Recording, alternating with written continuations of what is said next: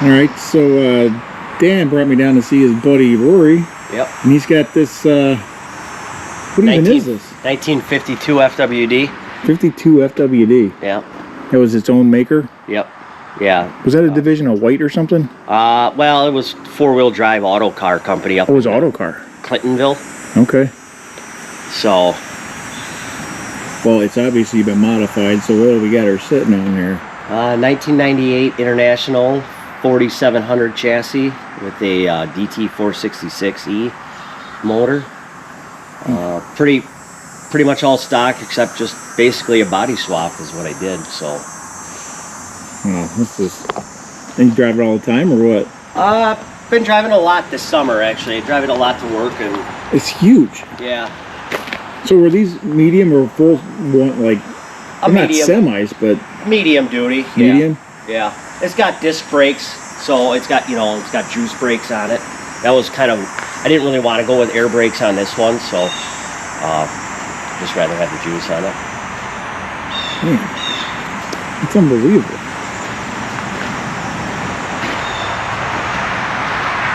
So what did it have in it originally then? It had a 6-cylinder Waukesha gas engine. Oh, really? Yeah. Oh. So it actually wasn't, the biggest reason I went with this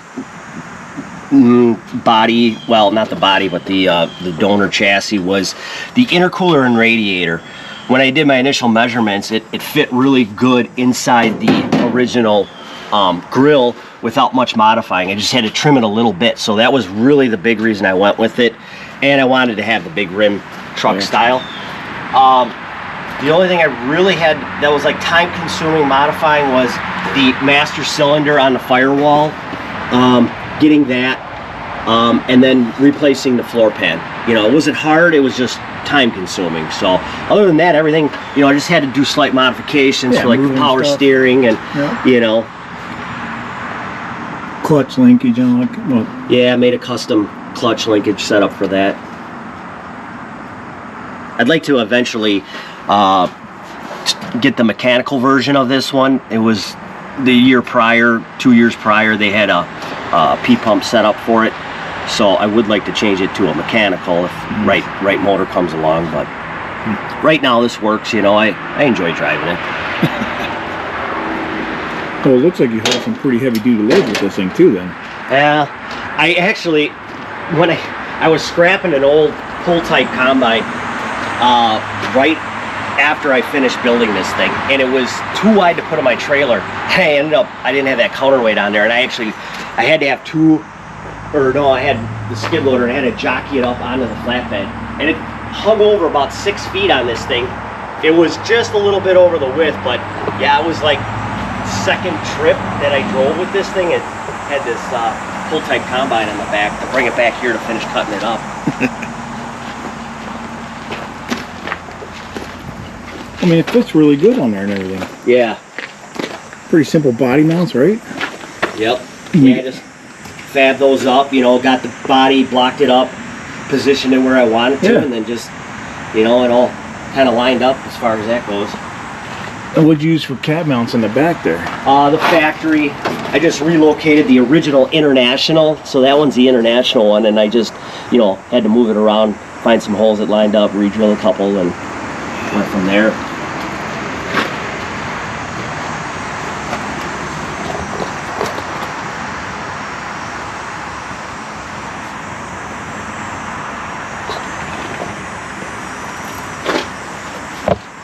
I'd like to someday shorten the frame up about 3 feet. I got an old fuel tanker that I want to mount on here, cut a door and make it kind of like a camper, so it kind of looks like, it's got like that fuel truck look to it, but that's would be my next big modification, is cutting it down like 3 feet, shorten it up. No, man, we gotta get a lot of looks with this thing. You get a few, yeah.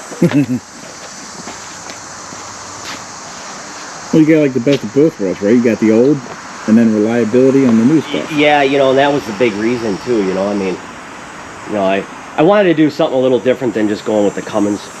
So, like I said, it just kind of all lined up with that. Like, 466 International motor is a really good motor, and you know, the way that fit with the radiator and intercooler, it just kind of worked good. It's a stock radiator and intercooler. Yeah, it's the factory one. So, you know, it's when before I went and got everything going on it, I was looking at it, you know, and I couldn't really find an intercooler that was going to fit in that well the way I wanted to. And I would have maybe had to drill holes out the side of the fenders or the grill, and I just really didn't want to do that. That's the problem with these old trucks, is like you got the cab is so small. Yeah. You know, and then the donor stuff you use, the radiators like 3 feet, 4 feet wide. Yep. Nothing fits. Got to make all that work.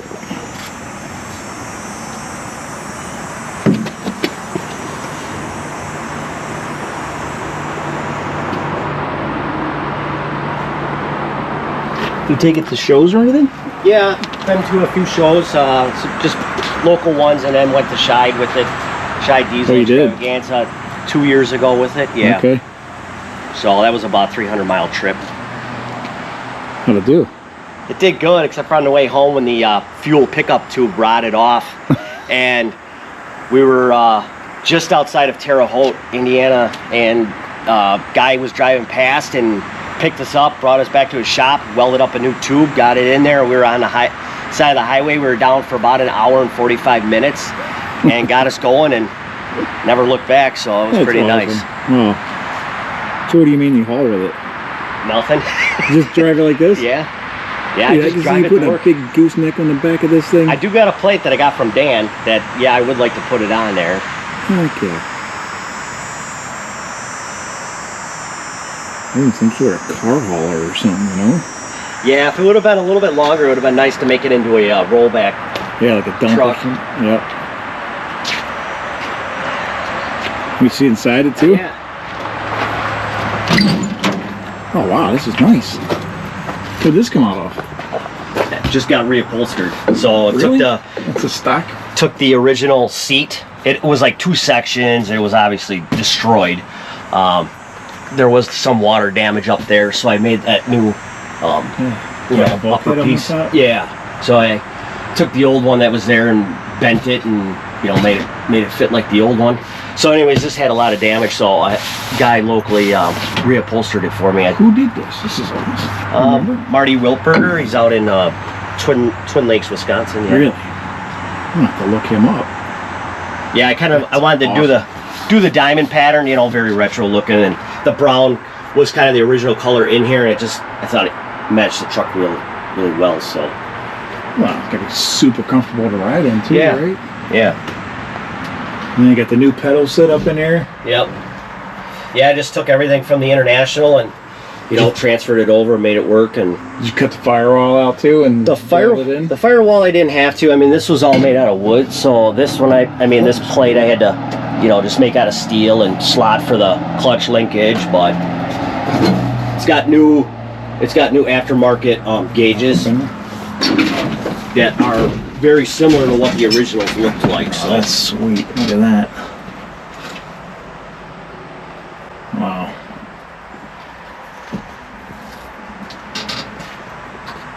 Is it a 6-speed? 7. 7. Drive by wire. Yep. I'm not expecting to see that in this thing. I know.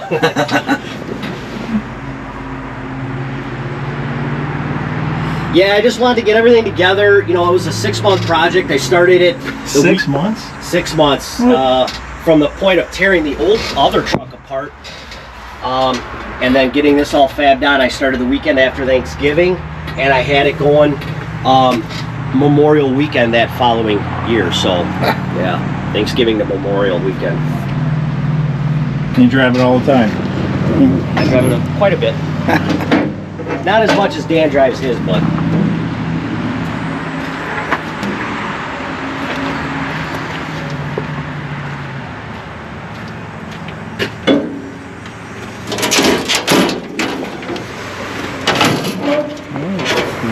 I love seeing the new stuff in there. That's so cool that fit in there like that. This was kind of a pain in the butt because this was originally over here. Yeah. But it was really the only spot I had to put it because they kind of would have liked Right. to have the hood stack on it, because this truck originally had a hood stack from the factory.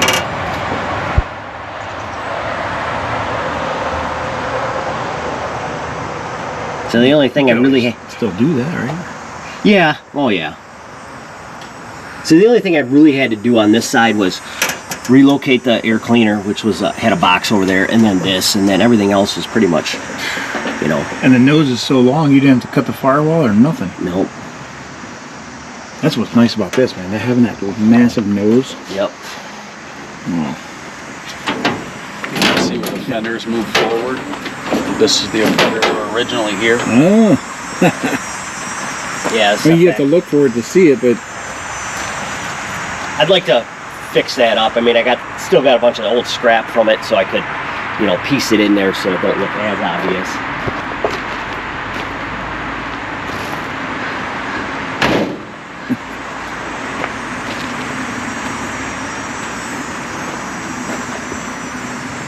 So yeah, this was a plow truck that was, I believe, originally Shawano County snowplow truck up in I was going to say, it looks like a Wisconsin. municipal truck or something. Yeah, you can still see their name a little bit on the door.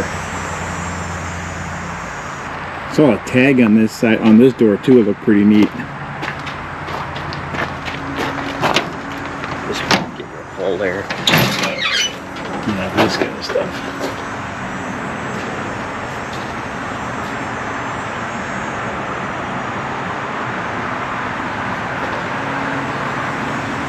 So everything they built was four-wheel drive when these were stock.